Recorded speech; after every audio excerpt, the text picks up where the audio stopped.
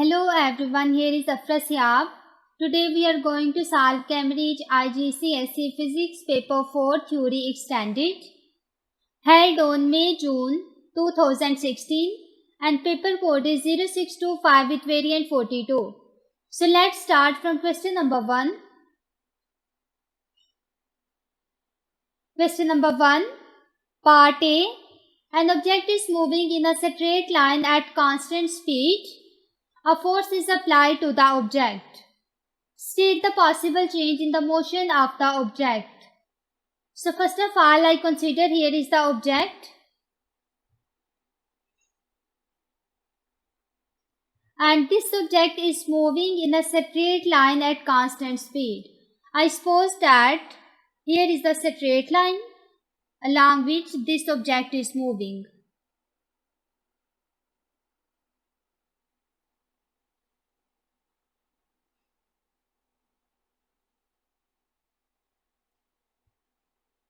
So I suppose that this object is moving towards right, and then a force is applied to this object. Then a force is applied to the object. Here in this direction, I apply the force on this object. Due to this force, the direction of the object's motion changes. First of all, object is moving towards the right. No, when we apply the force, this object starts moving towards the left. So we can simply say that the force will change the direction of the object, so the object will slow down. I write here, the object will slow down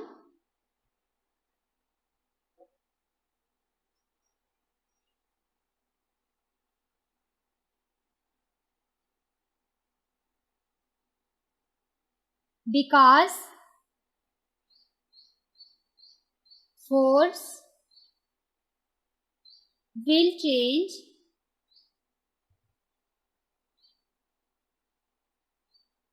the direction of object.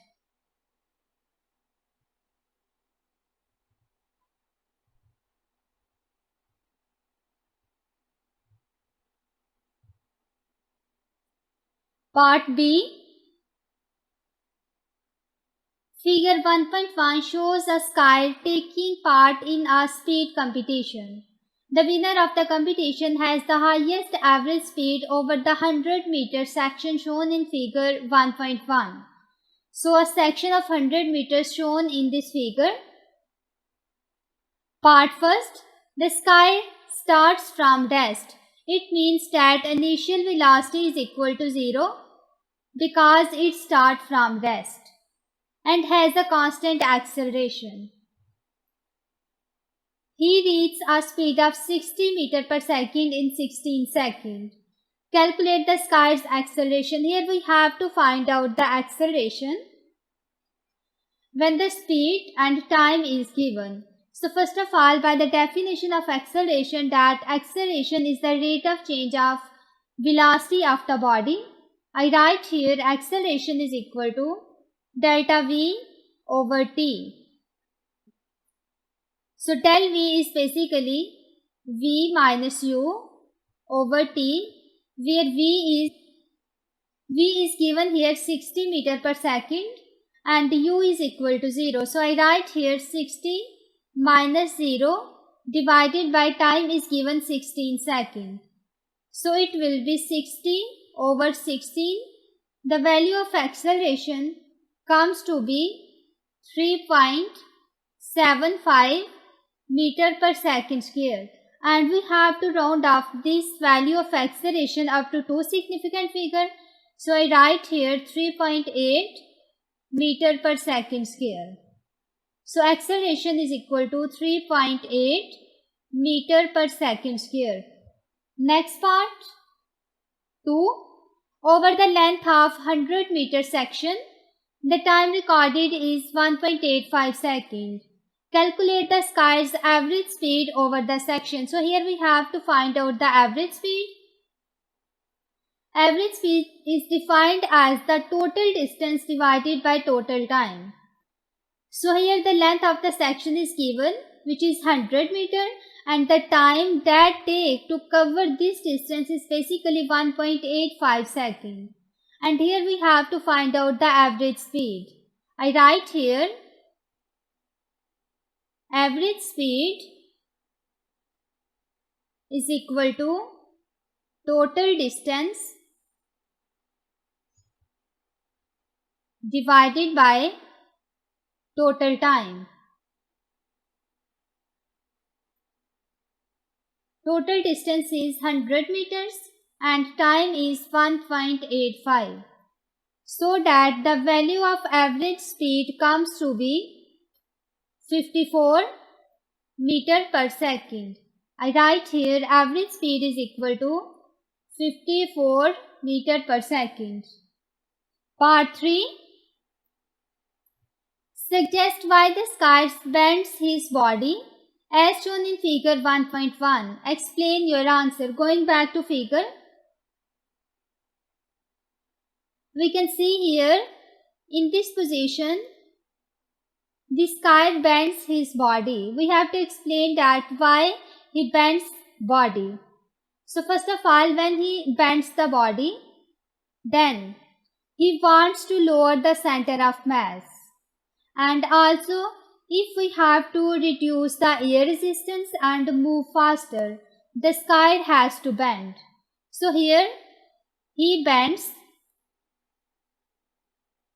to reduce air resistance. When the air resistance is small, the speed will be large. And second one is to reduce or to lower the center of mass.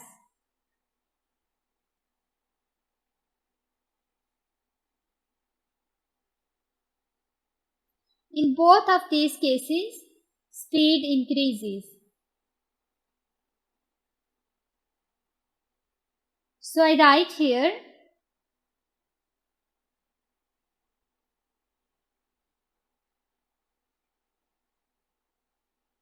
sky bends to reduce air resistance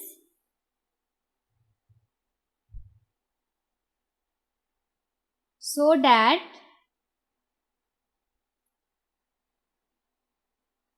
he moves faster.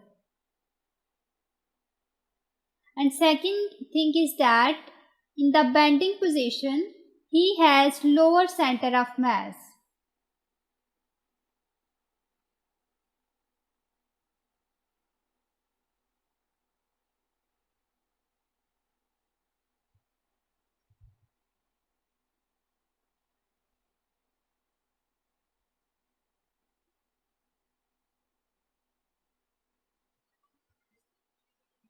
Question number 2.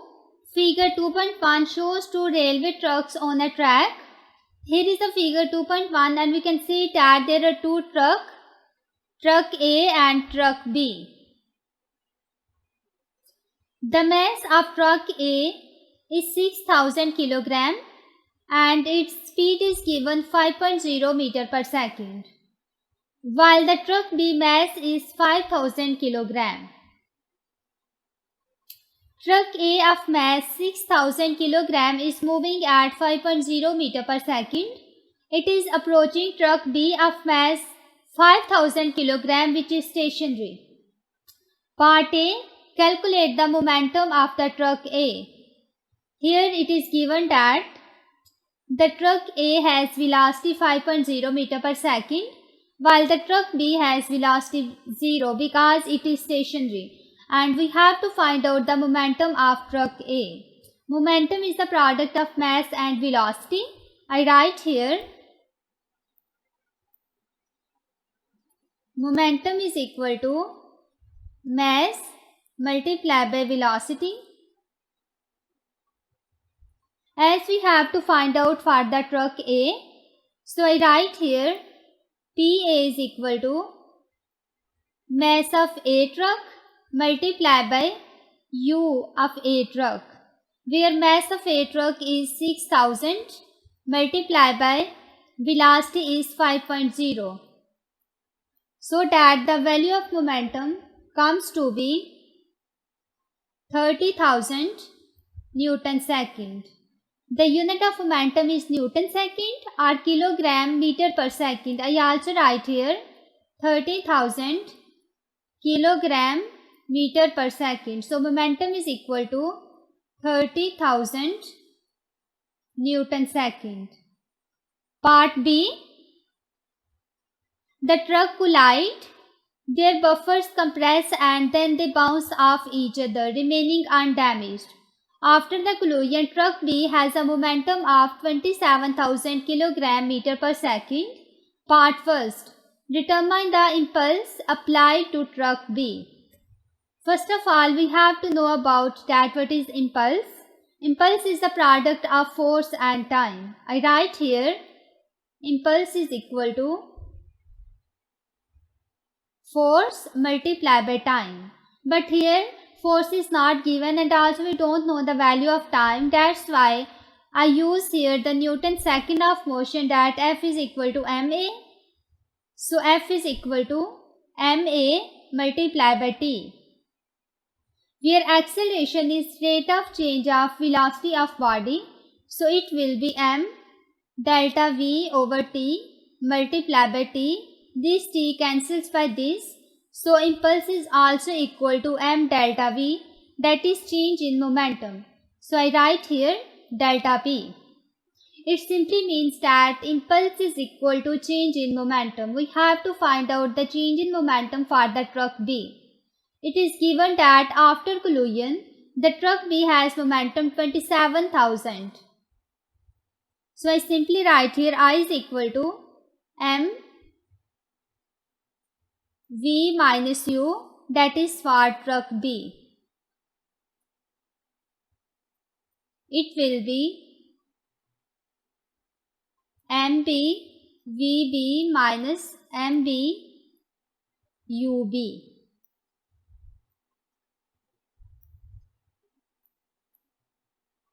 In the start it is written that the truck B is stationary. It means that its initial velocity is equal to 0. Here ub is equal to 0.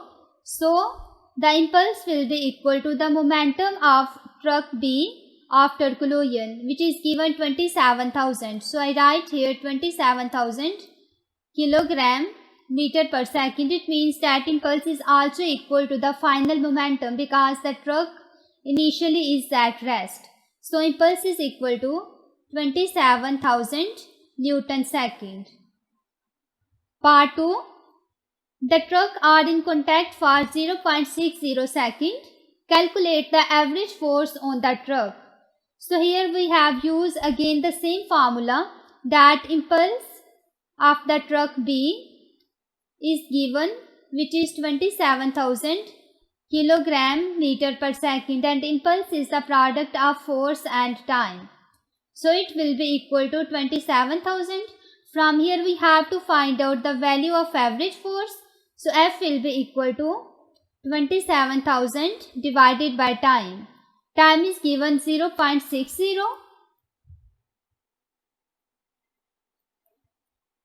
So the value of force comes to be 45,000. The unit of force is Newton. So the force is 45,000 Newton.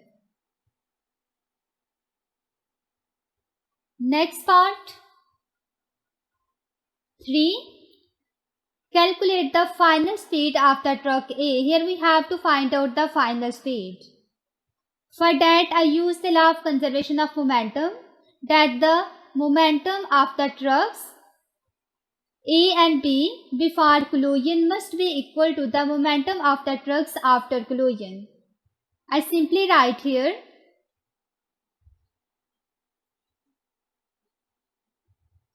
MA UA plus MB UB is equal to MA VA plus MB VB. This is basically the momentum of trucks before collision, and other side is the momentum of trucks after collision. From here we have to find out the final speed of the truck A, that is VA. So initially the truck B is at rest, so this term will be equal to 0, and we calculate the initial momentum of the truck A, whose value is here. The momentum of the truck A before collision is 30,000. I write here 30,000 plus 0. Because the initial momentum of the truck B is 0, it will be equal to mass of truck A is 6,000 multiplied by VA plus the momentum of the truck B after collision. It is also given. Here, the truck B has momentum 27,000. So I write here 27,000. Now by simplifying it, it will be 6,000 VA is equal to 30,000 minus 27,000, which will be equal to 3,000. So VA will be equal to 3,000 divided by 6,000, and it is equal to 0.5 meter per second.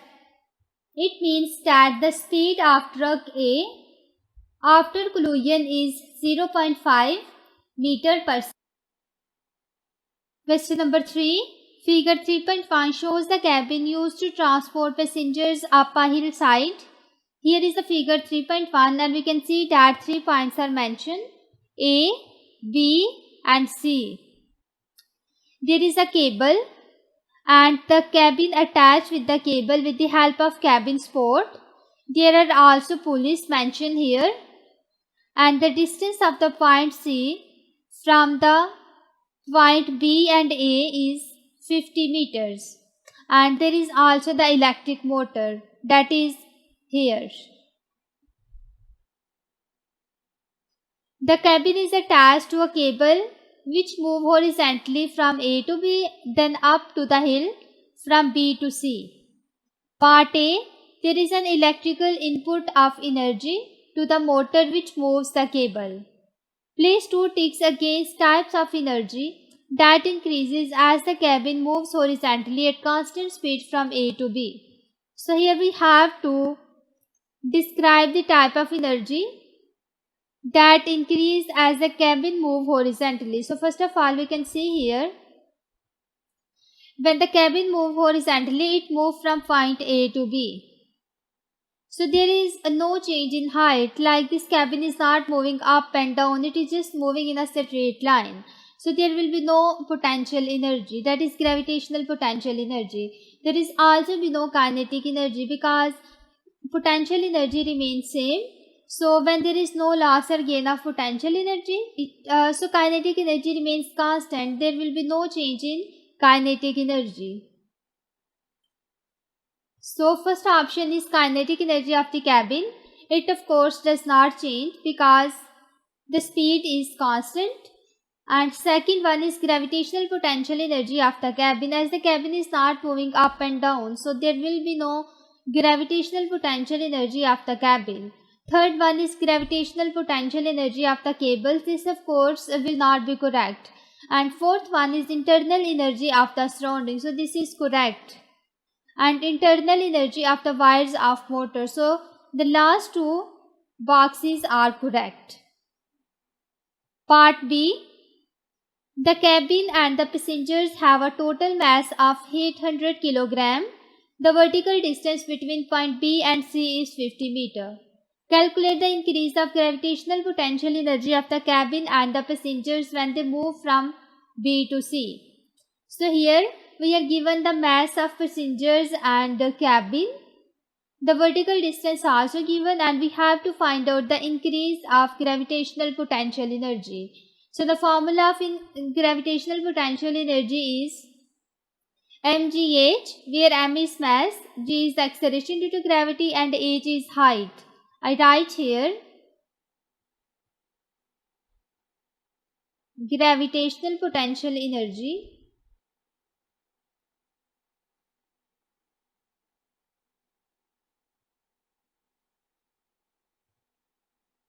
is equal to mgh, where m is mass. Here mass is given 800 kilogram. So I write here 800 multiplied by the value of g is 10 meter per second square. And vertical distance is given 50 meters. So h is equal to 50 meter. So the value of gravitational potential energy comes to be, and the unit of energy is joule. So the gravitational potential energy will be equal to this value. I write here energy is equal to,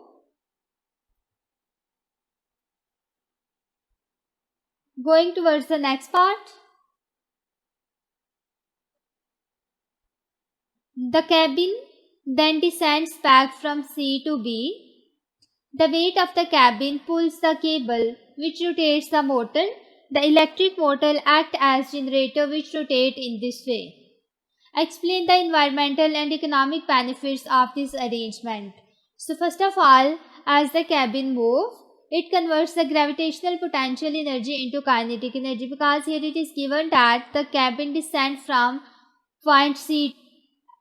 As we can see from here, that as the cabin moves from point C to B, there will be the loss of height. It means that the gravitational potential energy loss here, and as the cabin moves, all the gravitational potential energy changes into kinetic energy when the cabin moves from point C to B. So the electric motor does not need energy to move cable. So it has an economic and environmental benefit by keeping environment green. So I write here, the cabin converts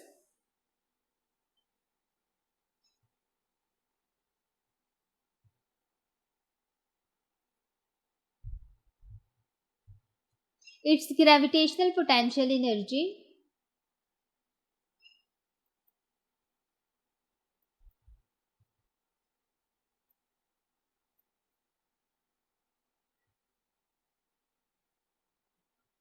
into kinetic energy.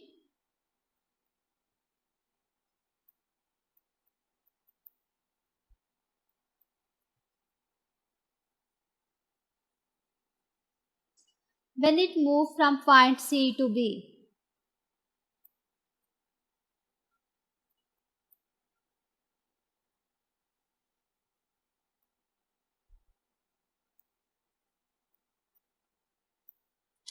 So the electric motor does not need energy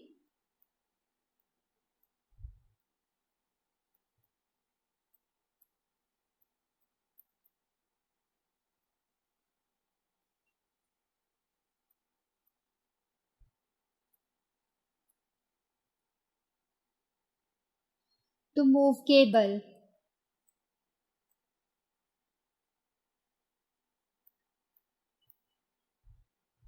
So it has an environmental and economic benefit by keeping environment clean.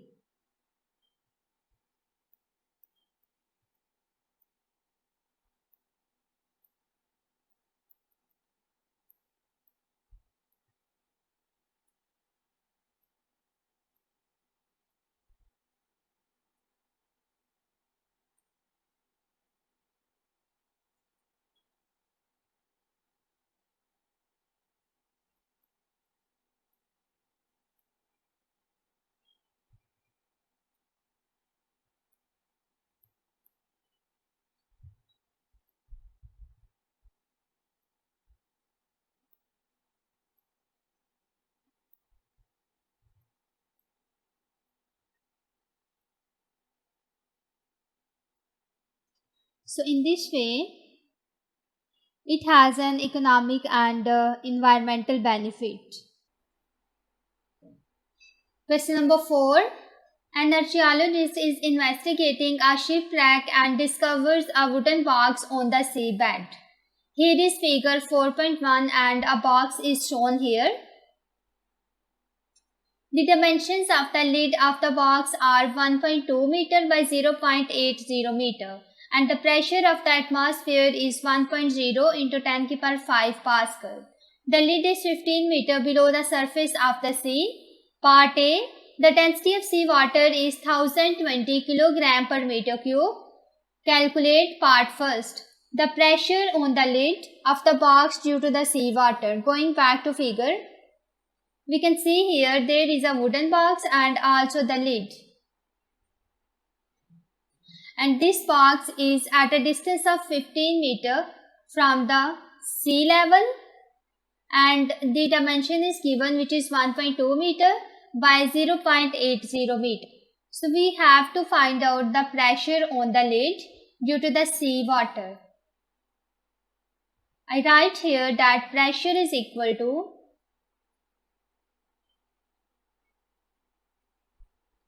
product of density, acceleration due to gravity and height at depth. Here density is given, which is 1020, multiplied by the value of G is 10, and depth is given here 15 meter. So I write here 15.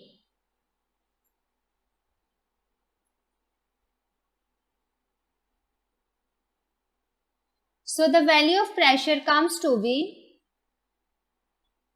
153,000 Pascal. We have to round off this up to two significant figure. So it will be equal to 150 and 1000 Pascal.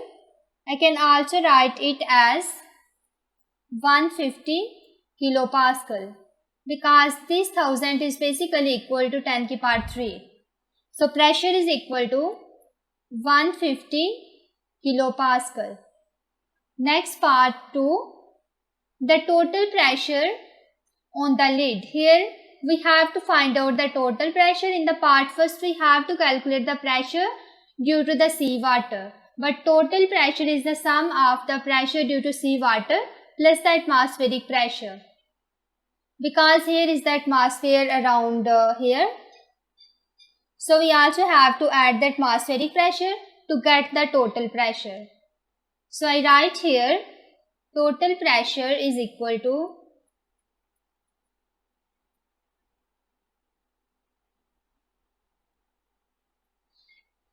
pressure due to atmosphere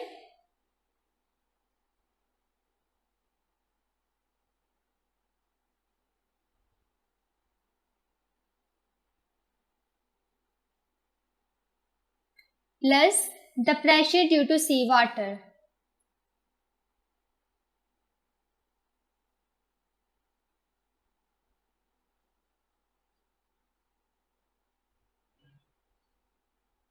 So the pressure due to the atmosphere is given here, that is 1.0 into 10 to the power 5 Pascal. I write here total pressure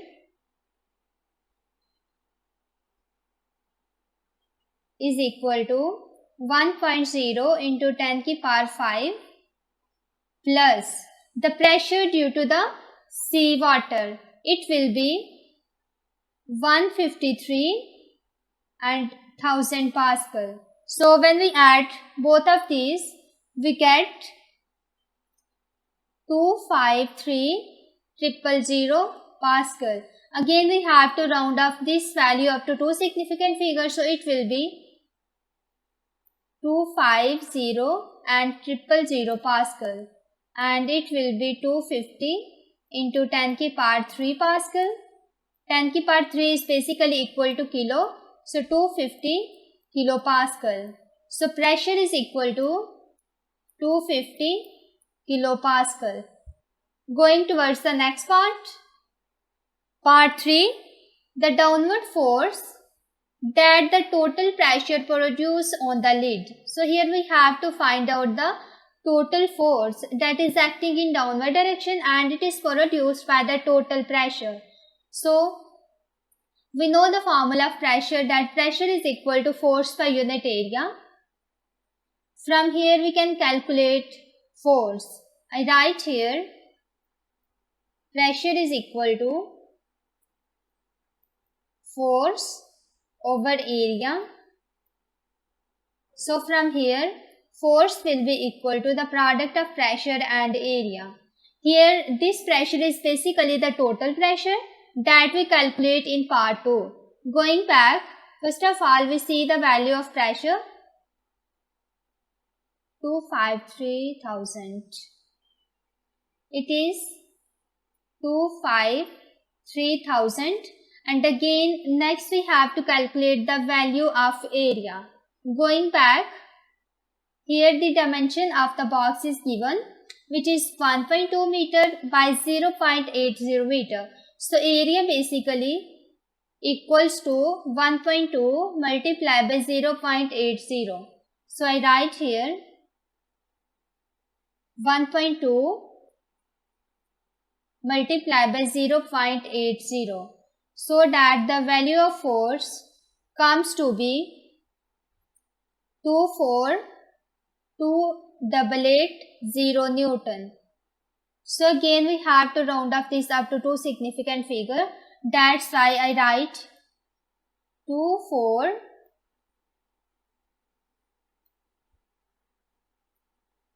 and again 0 newtons, and it also be equal to 240 kilonewton. Both of these are equal.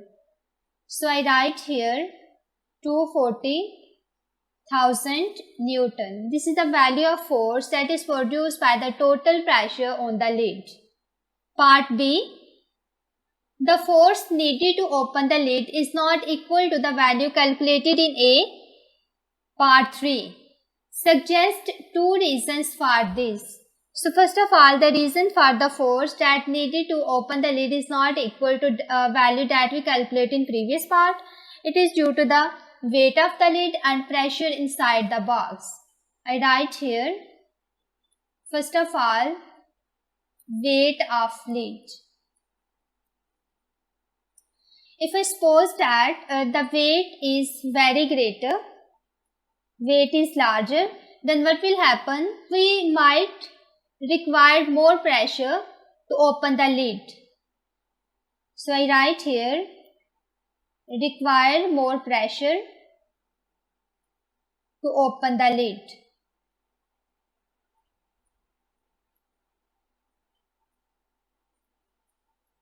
Next, if the weight is low, then what will happen? Then we require the less pressure to open the lid.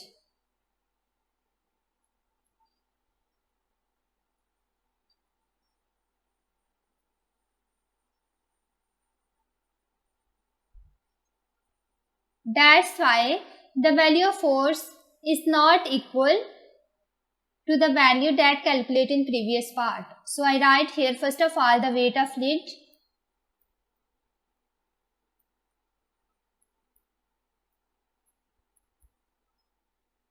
Second is the pressure inside box.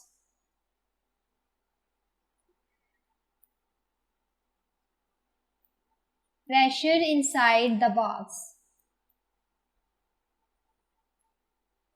Okay, if the pressure inside the box is so high that small pressure need to open the box, and if you consider that pressure inside the box is very small, so that extra force is needed to open the lid.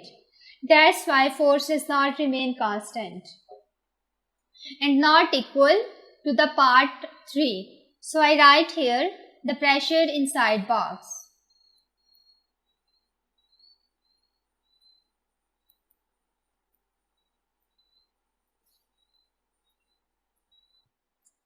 Question number 5. Two pans containing water are placed on the hot plates of the electric cooker as shown in figure 5.1. Here is the figure 5.1 and we can see that there are two hot plates above which two pans are placed, and there is a small water inside these pans. The hot plate are switched on and the temperature of the water in the pan starts to increase.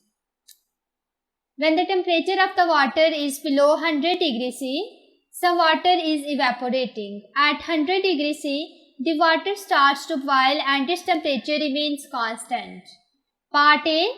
State and explain which pan has the greater rate of evaporation of the water when both pans of the water are at the same temperature. So first of all, it is given that we have two pans and these are placed on the hot plates. So when the hot plates are switched on, the water in the pan gain energy and its temperature increase.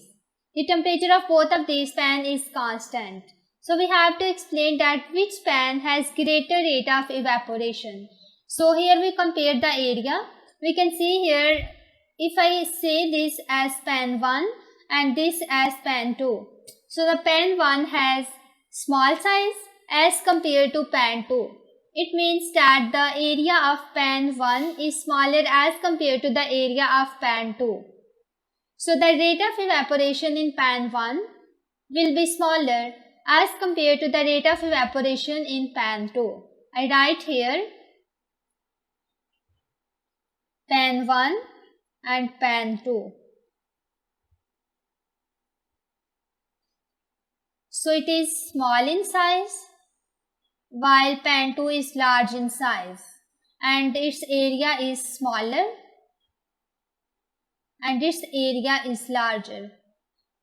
And the rate of evaporation basically depends on area. If the area is larger, there will be greater rate of evaporation. So the rate of evaporation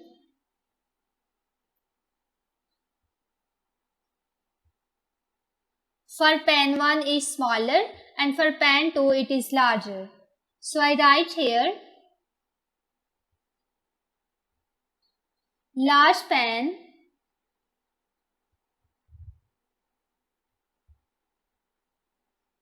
has greater rate of evaporation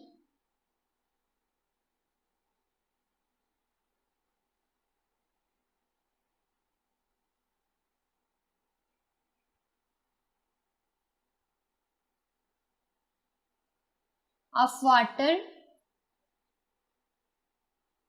because it has large area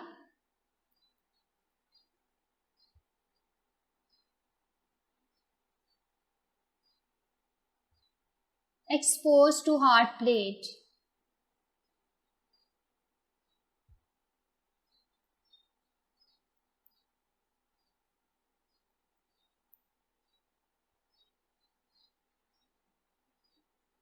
So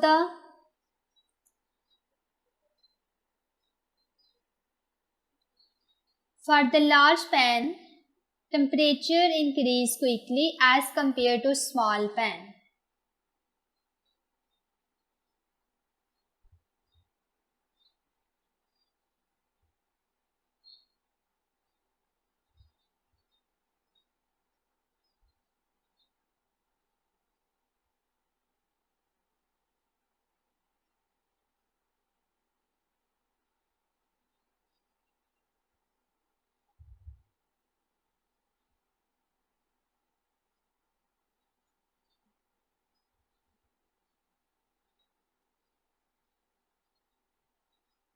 We can also see here that for pan 2, the size of plate is larger and the heat is supplied basically from the hot plate. So the amount of heat that is absorbed by the water inside the large pan will be greater, due to which there will be large rate of evaporation of water molecules inside the large pan. Part B. Apart from the temperature at which it occurs, state how boilings differ from evaporation. So first of all, in the boiling, the bubbles are formed, whereas in the evaporation, bubbles are not formed. This is the first difference between the boiling and evaporation. Second is, boiling occurs throughout liquid, while the evaporation occurs only at the surface. I write here, in boiling,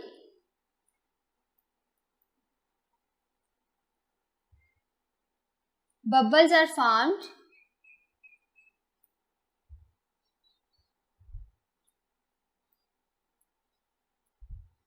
whereas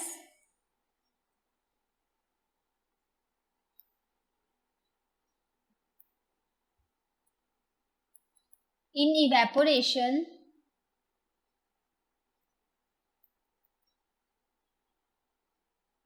bubbles are not formed.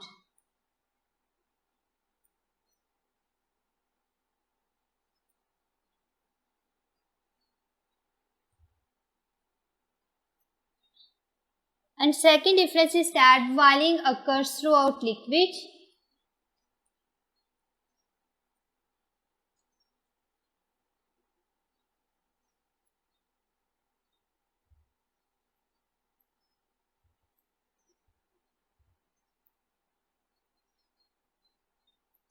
While the evaporation happens only at the surface.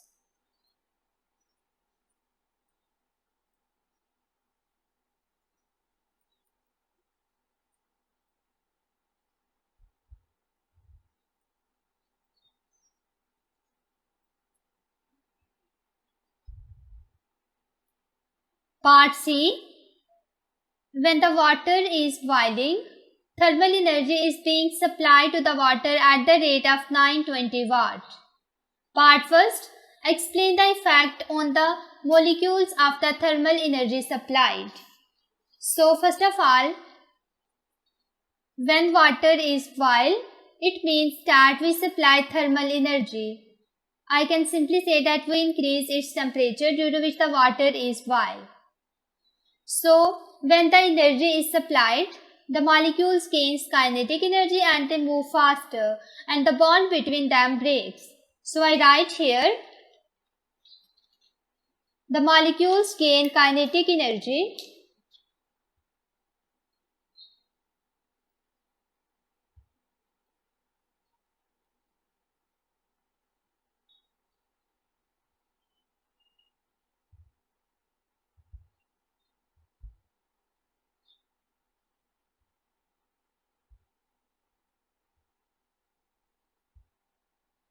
and thus move faster.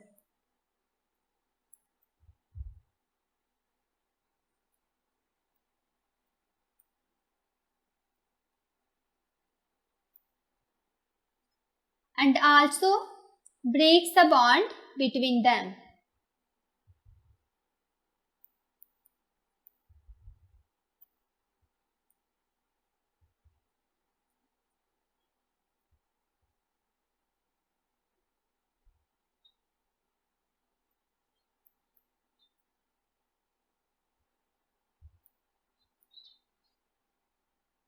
Next, part 2. The specific latent heat of vaporization of water is 2.3 into 10 to the power 6 joule per kilogram. Calculate the mass of water that boils away in 5.0 minutes. So here we have to find out the mass of water when the specific latent heat of vaporization of water is given. So first of all, I write here that power is basically the rate of transfer of energy. Power is equal to rate of transfer of energy or energy over time. Because at the start we are given that thermal energy is being supplied at the rate of 920 watt. This is basically the value of power. So I write here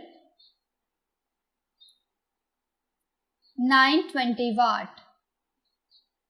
Next we know the formula for the specific latent heat of vaporization, that energy E is equal to product of mass and specific latent heat of vaporization. So first of all we have to find out energy and then M will be equal to E over LV. So from this formula energy will be equal to P cross T. So I put here P cross T divided by LV, where power is 920 multiplied by time is given 5.0 minutes and we have to convert this time into seconds. So it will be 5.0 multiplied by 60 divided by LV. The specific latent heat of vaporization is 2.3 into 10 की power 6. So this is a value of mass and it comes to be 0.12 kilogram. So this is the value of mass of the water that boils away. So I write here 0.12 kilogram. We can also convert this value of mass into gram by multiplying it with 1000. So 0.12 multiplied by 1000 gram. It will be equal to 120 gram. Question number 6, part A. Figure 6.1 shows a protector superimposed on the path of a ray of light. The light is traveling in the glass towards the boundary with air.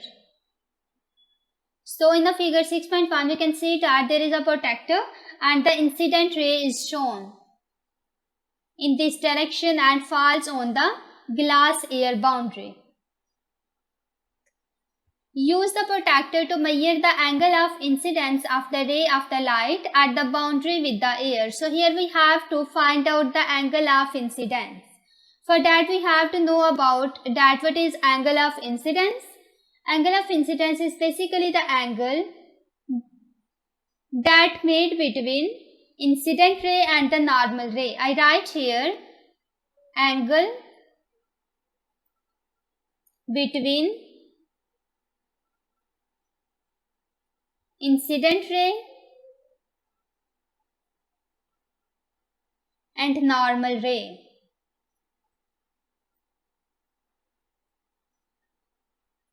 Is called angle of incidence.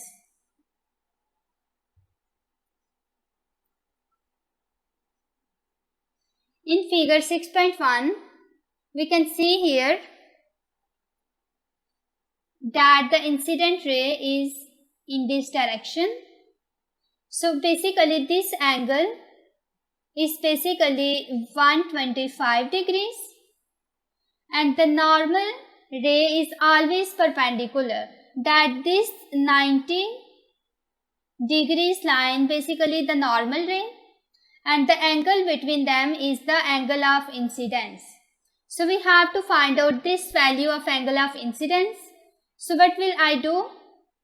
I just subtract 125 degrees minus 90 degree. So this is the angle of incidence and it is equal to 35 degree.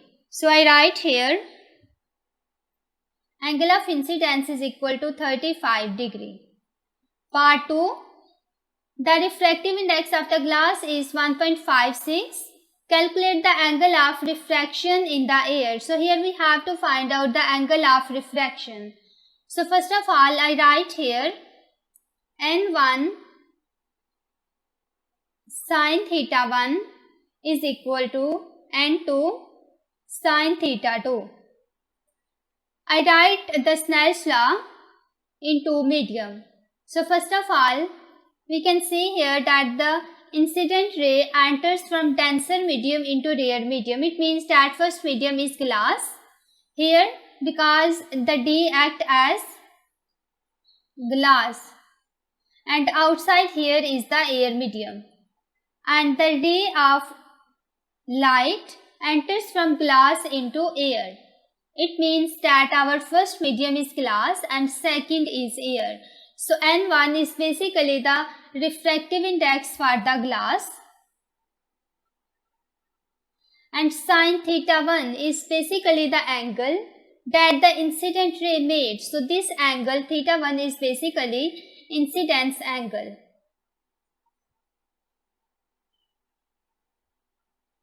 N2 is the refractive index for air and theta 2 is the angle of refraction. So here will be angle of refraction.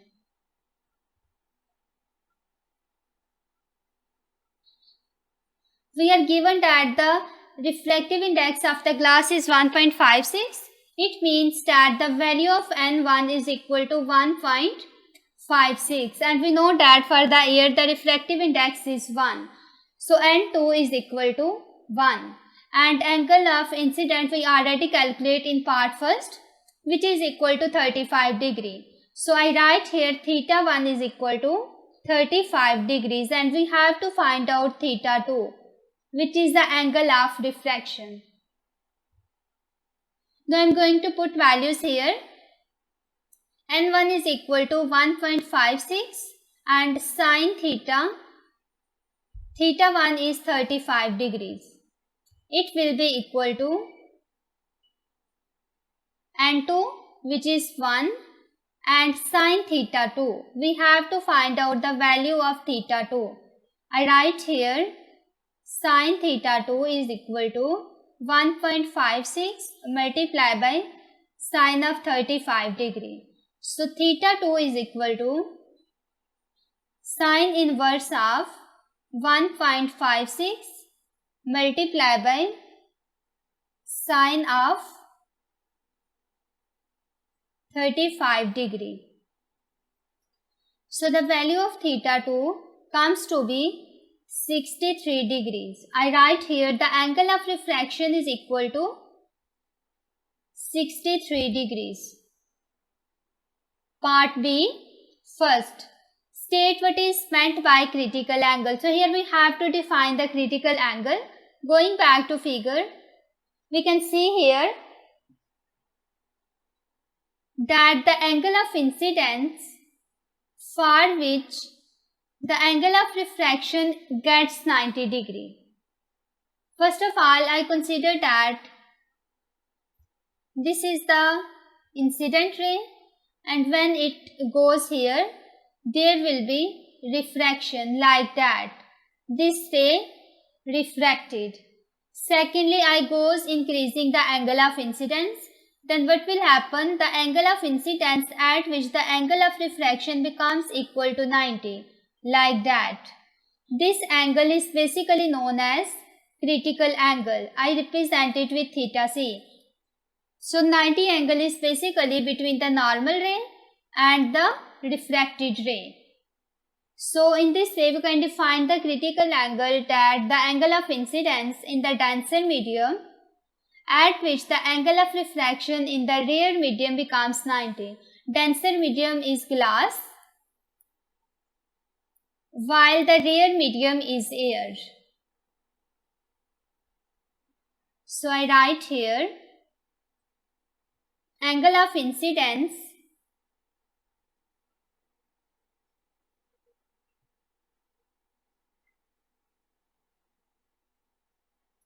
in denser medium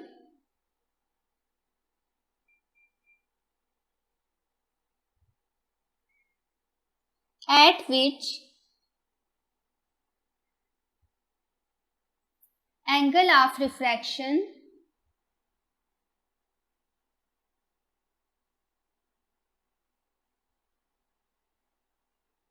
in rare medium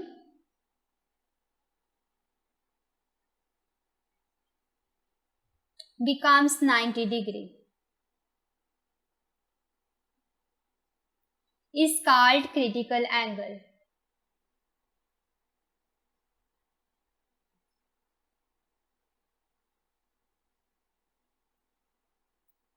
Next, part 2. Calculate the critical angle of the light in the glass of refractive index 1.56. So here we have to find out the value of critical angle. I write here refractive index will be equal to 1 over sine of critical angle, which is theta c. So here we have to find out the value of theta c. So I write here sine of theta c is equal to 1 over n and it will be equal to sine inverse of 1 over n is refractive index, which is 1.56. So the value of critical angle comes to be 40 degree. I write here critical angle is equal to 40 degrees. Next, part C. Figure 6.2 shows a water wave crossing a boundary from shallow water to deep water. Here is a figure 6.2. We can see that there is a wave that traveling from the shallow water into the deep water, and as it enters into the deep water, its direction changes. Part first, name the process that take place at the boundary between the shallow water and the deep water. So here we have to describe the name of process. This process is basically refraction, because here is the direction change as the wave travel from one medium into another. So I write here refraction.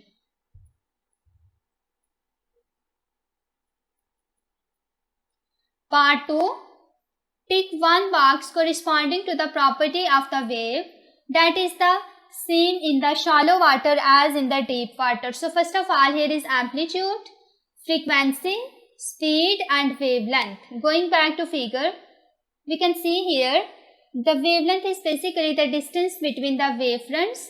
So this distance is basically equal to wavelength, and I represent it with lambda. We compare the wavelength in the shallow water and deep water.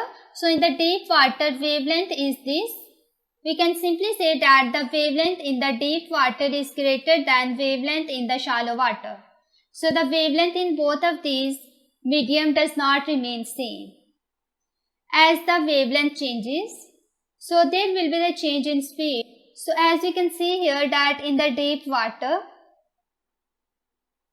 the waves speed up. It means that its speed increases. So in the deep water, speed is greater as compared to into the speed into the shallow water.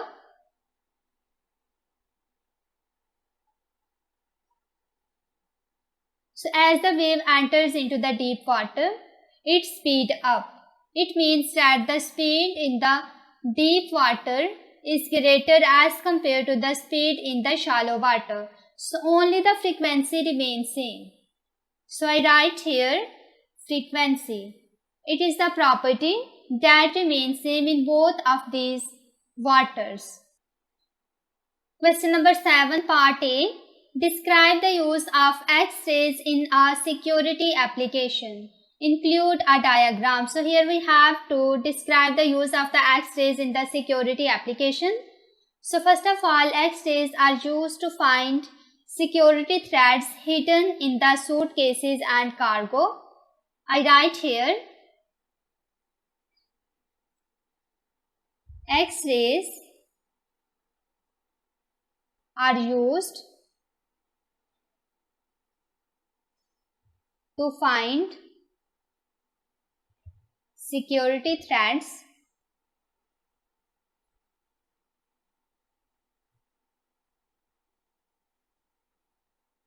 hidden in suitcases and cargo. Second use is that X-ray used in security scanners, and these are used to check the luggage and suitcases, and it is also be used to detect the metal things like bombs. So X-rays are used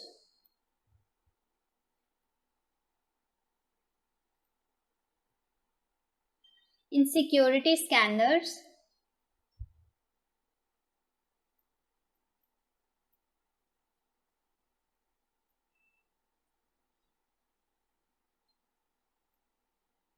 that are used to check the luggage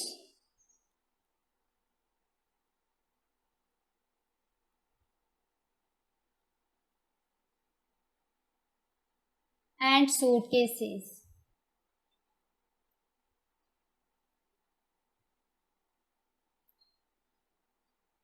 It is also used to detect metal things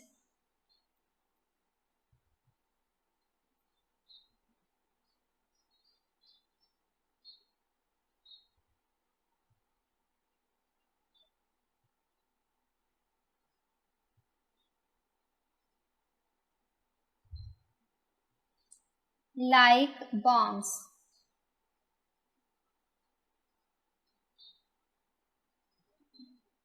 Going towards the next part B.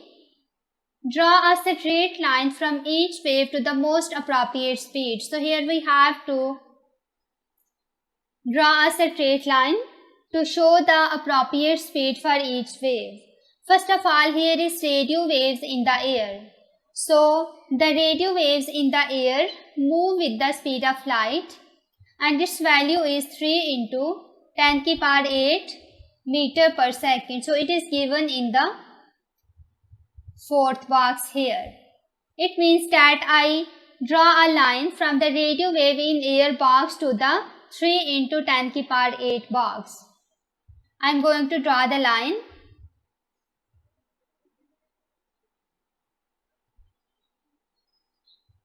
Next is ultrasound in air. So the ultrasound in the air moves almost with 300 meter per second.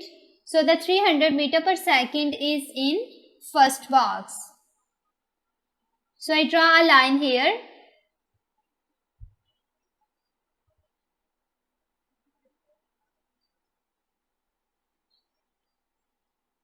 Next one is X-rays in vacuum. So the X-ray in the vacuums again move with the speed of light, that is 3 into 10 to the power 8 meter per second, which is the speed of light. So it is given in the fourth box.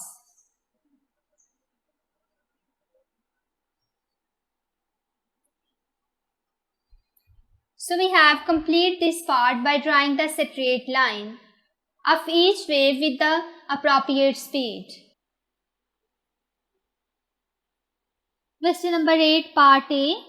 Figure 8.1 shows a coil wound around a steel bar that is initially unmagnetized. So first of all, we have a steel bar that is unmagnetized initially. Any appropriate power supply can be connected between the terminals A and B. No other apparatus is available. So here is figure 8.1 and we can see that there are two terminals A and B. And here is a coil that is wound around a steel bar. Describe how the steel bar can be magnetized and how the steel bar can be then demagnetized. So first of all, we have to magnetize the steel bar and then we have to demagnetize it. So how we can do the steel bar magnetized? So steel bar can be magnetized by passing the direct current through the coil. When I pass direct current through this coil,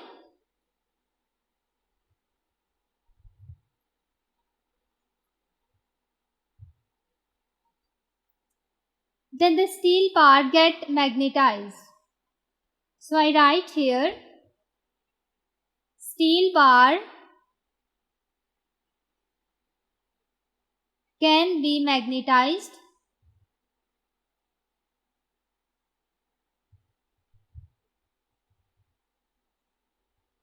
by passing direct current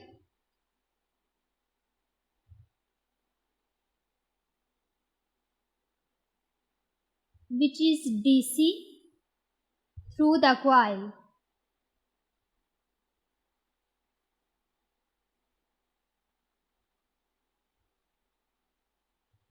And once we magnetize the coil, then how we can demagnetize the steel bar? So for the demagnetization, we draw the rod from the solenoid once the current is 0, so there will be no magnetization. The steel bar is unmagnetized.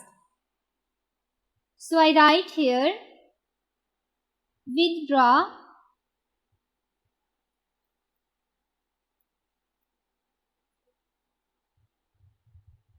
rod from solenoid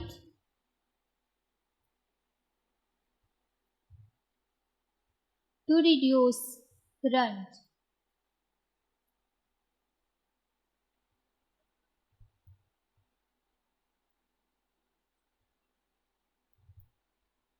So when the current reduced to 0, the steel bar gets demagnetized. Going towards the next part. Part B. Figure 8.2 shows a transformer. Here is the figure 8.2 and it's a transformer. A 240 volt main supply is connected to the primary coil P. The voltage across the secondary coil S is 12 volt. A lamp in series with a 3.0 ampere fuse is connected to S. So first of all we have primary coil and the voltage of primary coil is 240 volt and the voltage across the secondary coil is 12 volt. Here is 12 volt and in the secondary coil we connect a lamp that is shown here and there is the fuse in which 3.0 ampere current is passing. Predict with suitable calculation whether the fuse blows when there is a current of 0.20 ampere in the primary coil. So current in the primary coil is 0.20 and we have to predict whether the fuse blow. So first of all we can see here the fuse is connected along the secondary coil. It means that we have to find out the current across the secondary coil and compare both of these current. If the current in secondary coil is larger than the fuse rating, then the fuse will blow. So first of all I find out the current by using the formula I1 V1 is equal to I2 V2, where I1 is basically the current in primary and V1 is the voltage across the primary coil. Similarly, I2 is the current across the secondary coil and V2 is the voltage across the secondary coil. So here we have to find out the value of I2, the current across the secondary coil. It will be I1 V1 over V2, where the current in the primary coil is given, which is 0.20 ampere, multiplied by V1, the voltage across primary coil, which is 240 volt.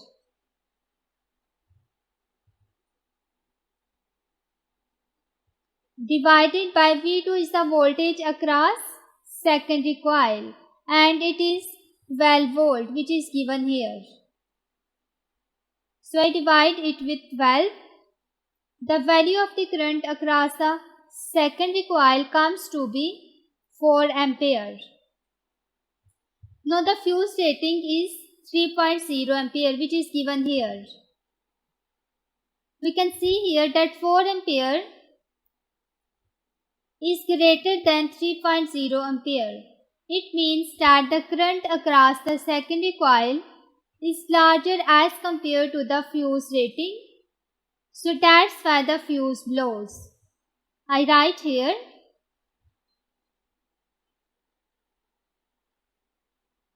fuse blows up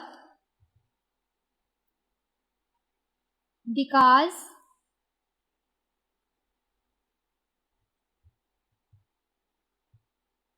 current in secondary coil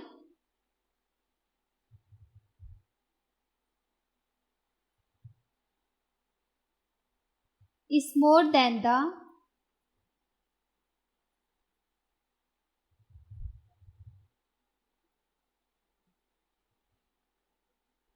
rated fuel. So the current do not flow through the circuit.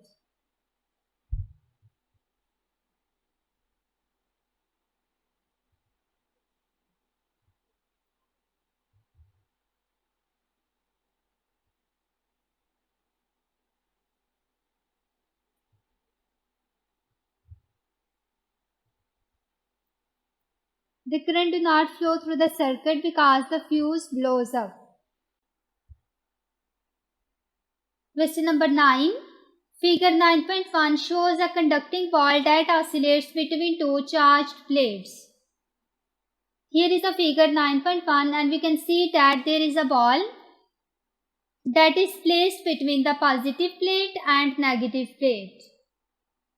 and this ball is hung with the help of insulating thread. There is also the sensitive ammeter and the very high voltage supply. The ball repeatedly strikes each plate in turn. Part A. Explain in terms of the charge on the ball, why the ball moves to the positive plate after striking the negative plate.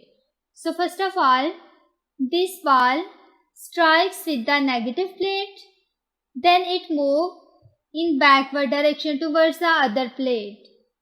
So first of all, when the ball strikes with the negative plate, then due to this striking, the ball gets negative charge. Then this negative charge ball is moved towards the positively charged plate. Because opposite charges attract each other and similar charges repel each other, the plate is positively charged and this ball is negatively charged, due to which this ball moves towards the positively charged plate. It means that the ball is negatively charged. So I write here, due to striking,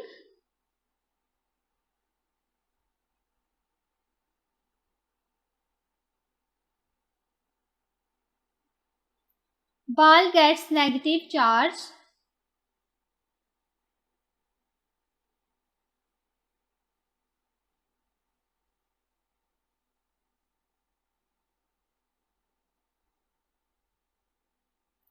from negatively charged plate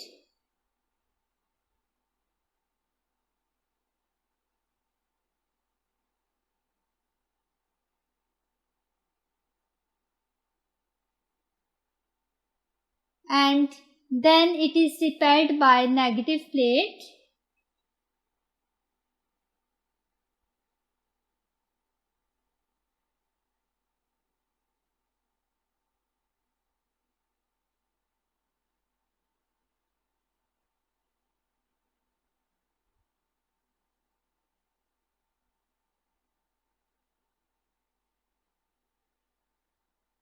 and move towards the positive plate.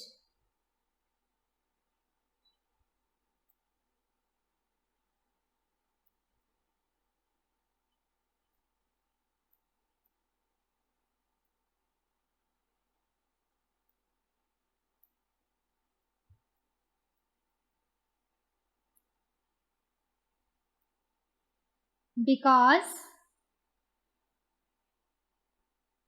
opposite charges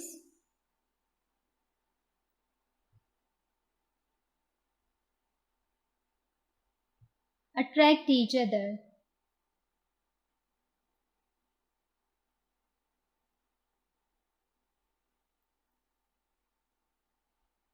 Part B. State which particles move towards the sensitive ammeter and the direction in which they move. So first of all, these particles are electron because the ball has negative charge. So these particles are electron and they move from left to right in this direction. So I write here electrons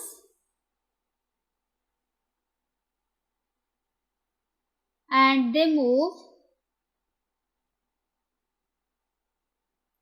from left to right.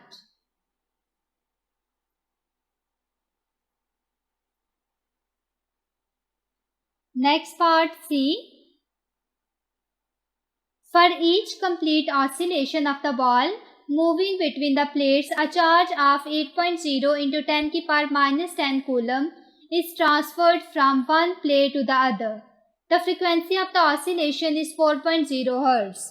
Calculate the current shown on the sensitive ammeter. So here we have to find out the value of current and we are given the charge and the frequency of oscillation. So first of all, we know that current is the rate of flow of charges. I write here current is equal to charge, which is represented by Q, over time. So current is the rate of flow of charges. Here we are given the value of charge, but we don't know about the time. So the frequency of oscillation is given, and the time and frequency of oscillation are reciprocal to each other. I write here F is equal to 1 over T. So from here I can find out the value of T, which is equal to 1 over F. So 1 over 4.0. So the value of time comes to be 0.25 seconds. Now putting these values into equation of the current, I get current is equal to 8.5 multiplied by 10 की power minus 10 divided by 0.25. So the value of current comes to be 3.4 into 10 की power minus 9 ampere. So I write here current is equal to 3.4 into 10 की power minus 9 ampere. So this is the value of the current.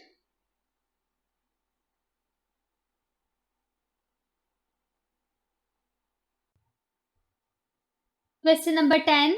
Figure 10.1 shows part of the circuit of a hair dryer with 240 volt AC supply. Here is the figure 10.1 and we can see that power supply is 240 volt X.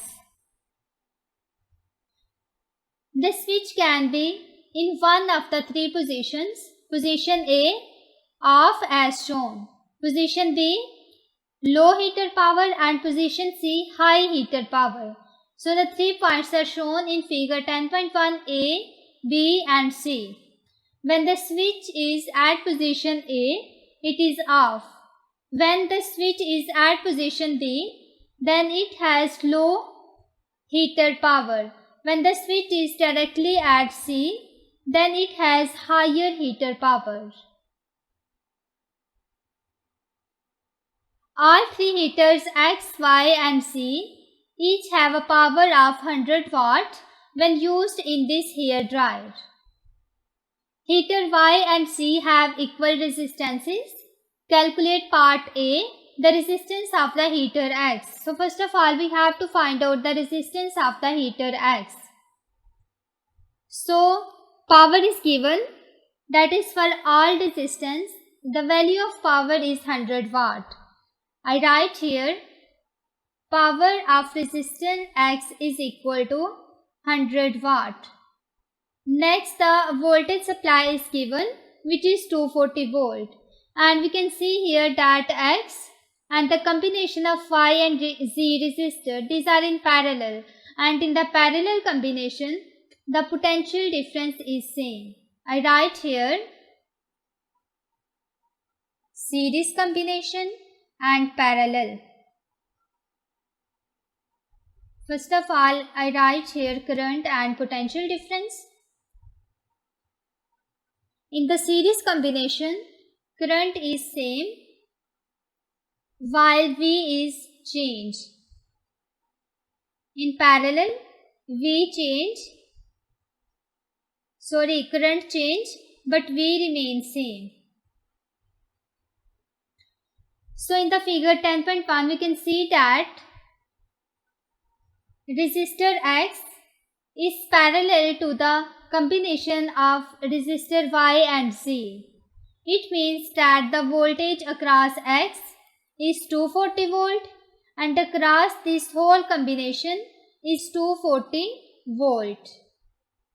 In the part first, we have to calculate the resistance of X. So using formula that power is equal to V square over R, I can find the value of R. It will be equal to V square over P, where voltage is here 240 volt. I take its square and power. It is given that power across each resistor is 100 watt, 1000 watt. So I write here 1000. So the resistance comes to be 58 ohms. It means that this resistance is basically 58 ohms. I write here resistance is equal to 58 ohm. Next part B, the resistance of the heater Y. So here we have to find out the resistance of Y. Going back, here the voltage across Y and Z combination is 240. It means that 120 voltage is across Y and 120 voltage is across Z. Because both of these resistors have same power, that's why the value of potential difference across both of these will be same. Using this value, I can find out the value of resistance across the heater Y. I write here, again use the formula power is equal to V square over R and R is equal to V square over T. But in this case, voltage is 120 over power is again 1000. So that the value of resistance comes to be 14.4 ohms, which is 14 ohm. So resistance will be equal to 14 ohm. So here, when the resistance across Y is equal to 14 ohm and power across it is 1000. And across the Z power is again 1000. So what will be the resistance across Z? It will be same because the value of power and potential difference is same. So here its resistance will be 14 ohms. Going towards the next part. Part C. The current in the heater C when the switch is in position C. So here we have to find out the value of current in the heater C. Going back, here for the Z, this data is given. So by using Ohm's law, that is V is equal to IR, I can find out the value of current, which is V over R. So the value of V here is 120 divided by resistance is 14.4. So the value of current comes to be 8.3 ampere. I write here, current across the heater Z is 8.3 amperes. Question number 11. Radon 220 is a radioactive isotope. Part A. The nuclide notation for radon 220 is Rn, which is the symbol of radon, and 86 here is the atomic number, while 220 is the mass number. Describe the composition of the neutral atom of radon 220. So here we have to describe the composition of radon 220. It means that first of all we find out the number of protons, number of neutrons in radon 220. Here it is given 86, which is the atomic number. I write here atomic number is equal to 86. Number of proton basically equal to the atomic number. So I write here number of protons. It means that proton is equal to 86. Next, we have to find out the number of neutron. It is also given that mass number is 220.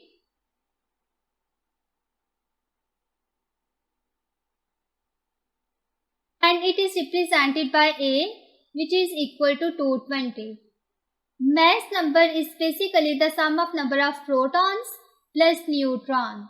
From here I can easily find out the number of neutron. It will be A minus P. So 220 minus number of protons are 86.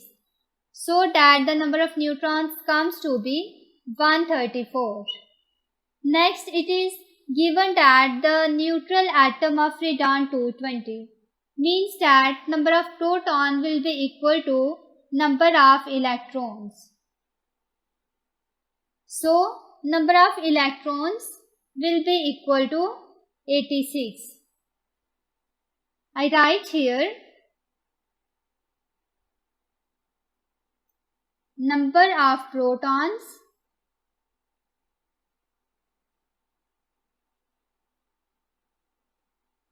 in radon Rn is 86. Again, number of neutrons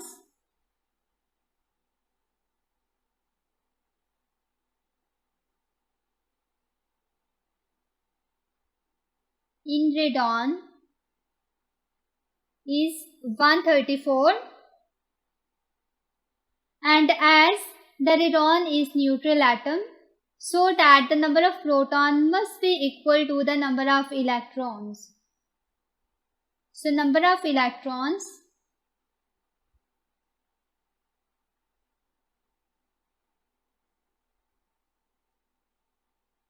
are equal to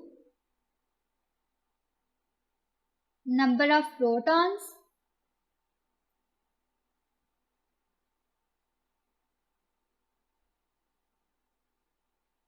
which is 86. Next part B. A nucleus of radon-220 decays to an isotope of polonium PO by emitting an alpha particle.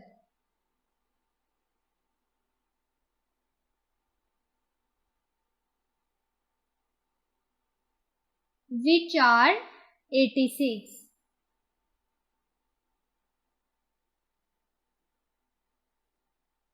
Next part B. A nucleus of radon-220 decays to an isotope of polonium whose symbol is PO by emitting an alpha particle. Complete the nuclide equation for the decay of radon-220. Here is radon whose symbol is Rn with atomic number 86 and mass number 220. It emits alpha particle, and alpha particle is just like helium nuclei with atomic number 2 while the mass number 4. Next we have to find out the atomic number and atomic mass of polonium.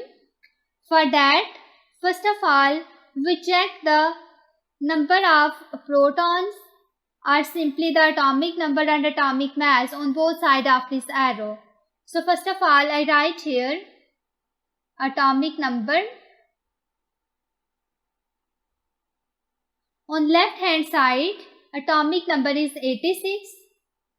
It will be equal to alpha particle has atomic number 2 plus, if I suppose that this is X and here is Y, so the atomic number of polonium is X. So X will be equal to 86 minus 2, which is 84. It means that the number of protons in polonium is 84. So I write here 84. Next we have to find out the mass number of polonium.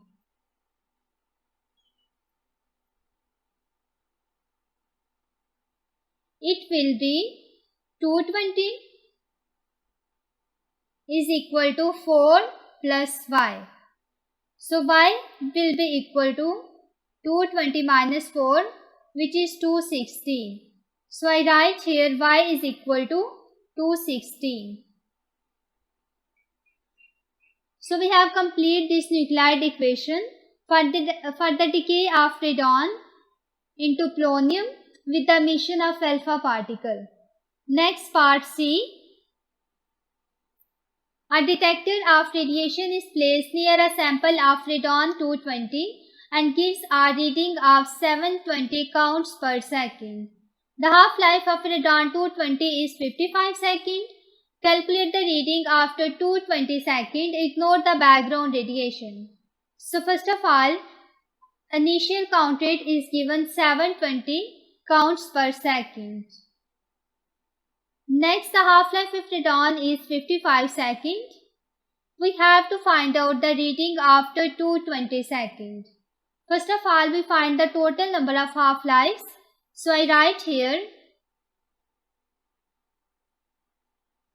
number of half-lives will be equal to total time, it is given 220 seconds,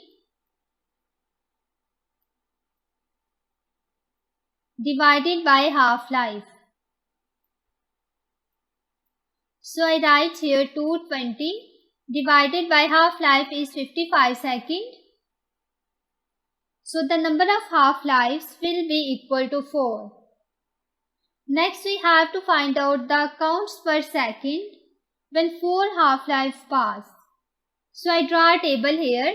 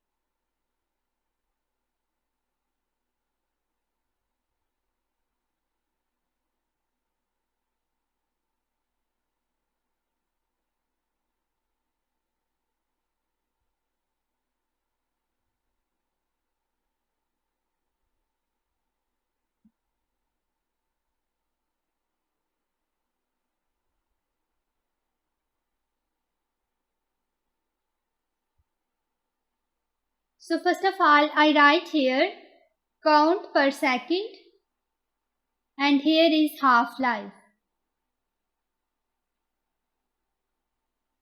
Initially, when no half-life pass, count rate is 720.